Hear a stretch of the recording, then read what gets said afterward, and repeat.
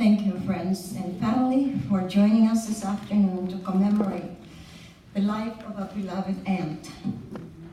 I am Starlie Luna, and I am the third among the 26 nephews and nieces. My mother was the sister of Auntie Josie, and we call her Auntie Beb. Bernabina was the oldest. Caridad, my mother, was the second. And comes Eddie, then Charlie, then Fed. You know my uncle Fed, because, he was your friend among this community. And then comes Auntie Jane, Auntie Nen, Auntie May, Auntie Beb, and then Auntie May. So today, I will give a tribute to a beloved aunt. We are the third generation of the Adlawan family, and they were a big family. But Auntie Beb came from a very devoted parents who were Christians and who reared and nurtured them into a strict Christian home. That everybody has a place and a duty before sundown, and she was the one who would scrub the floor and make it shiny. And then it was coconut husk, there was no vacuum cleaner. But Auntie Beb made it so spick and span, and she was so meticulous that she could see any ruffle or anything that is in the floor and the bed sheets, but that was just her. She was just a meticulous lady.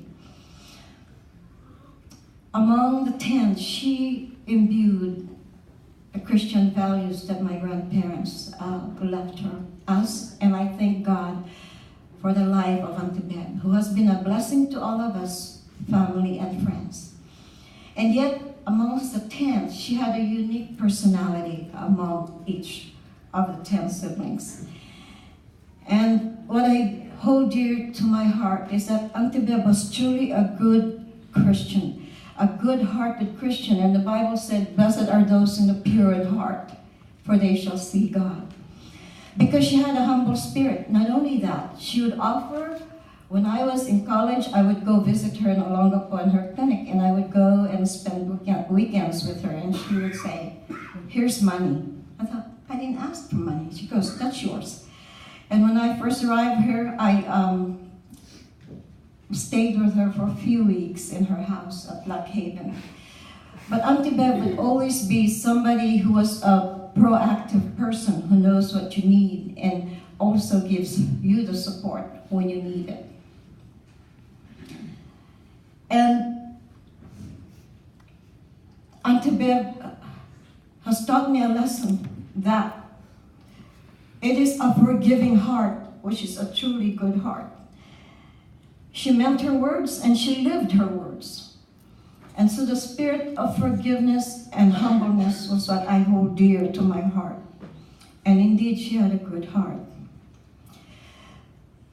As a woman, she was a meticulous cook, and I tell you, her pot roast was to die for. And even with Floyd right here, I says, "Hey, give me at least one word so I can share with them." And she goes, "How about two?" I says, "Okay, two." And he whispered, "Pot roast for Auntie Beb." She was an excellent cook. Her egg rolls and her pancit juju just would love and die for. And I hope you got exactly how she cooks it. And as a student, she was an exemplar who aced her scholastic standing. And I tell you, she was a smart and intelligent woman who was a cum laude in her university years. When she took her boards for optometry in the Philippines, back then, when you take the boards and you pass the boards, it was a big issue. And you come out in the national paper. Well, guess what? Auntie Beb, being a cum laude and a scholar, with outstanding awards, her name did not come out in that newspaper. And poor Auntie Beb hid in that room and cried her heart out. And she didn't even want to eat. She didn't even want to see anybody. But me, my cousin Gigi, And we were small then in elementary. We would knock into her door, and Auntie Bev, are you okay? And I could still hear her crying. Because, everybody expected her to pass a board exam.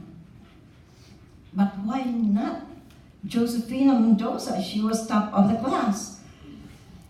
Well, to make the long story short, they held her release of her passage in the board exam.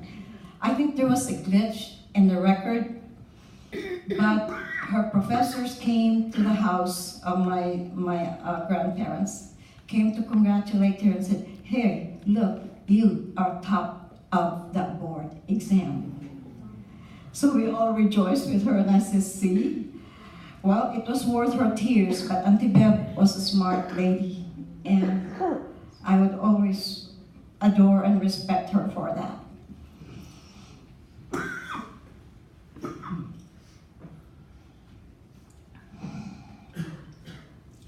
I also want to say that we had our moments with Auntie Bev. She would go to Disneyland, and I would be her chauffeur or driver to push her wheelchair. And one time we had so much fun in Disneyland, and I was pushing her so fast, and she goes, "Hey driver, slow down." I thought, okay, I'm just having fun pushing your wheelchair, so I will. But she loved life.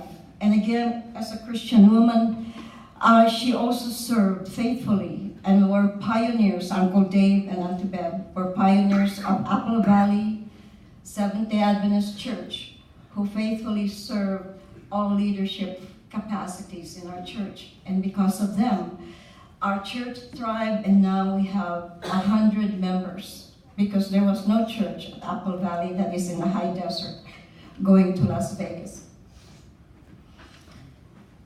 So her accomplishments and her virtues is what we hold dear in our hearts. And yet her loss leaves a gaping hole in our hearts. It hurts. Her death leaves us brokenhearted. But I draw comfort from King David in Psalms 38:14 or 18. And he said, "The Lord is close to the brokenhearted." And I quote that, and unquote, "Yes, we may hurt now, but she is resting." And in that blessed moment, as we are awaiting for that resurrection, we know we will see her again, we will embrace her again.